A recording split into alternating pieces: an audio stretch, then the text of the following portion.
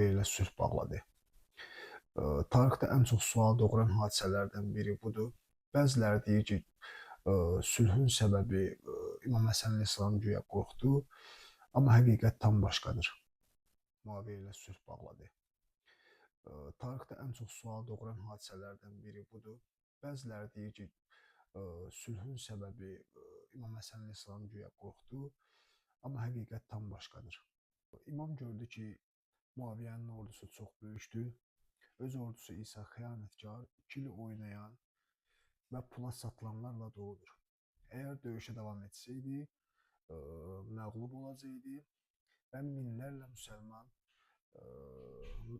müsəlman şəhid olacaqdı. İmam dedi, mən ümmətin qanını tökməyə deyil, hidayət üçün buradayam. Bəziləri öldürmək üçün pusqu da qurdu. Belə bir ordunun başında durub döyüşmək, haqqı hədərə vermək idi. Muaviyyə imamın yoluna dəfələrlə qatil göndərmişdi.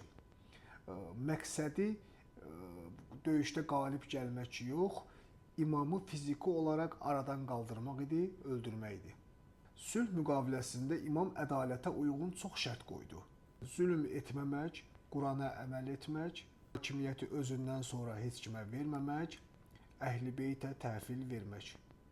Muaviyyə bu şərtlərin hamısını pozdu və ümmət gördü ki, haqq İmam Həsən əleyhissalamdır, batil isə Muaviyyədir.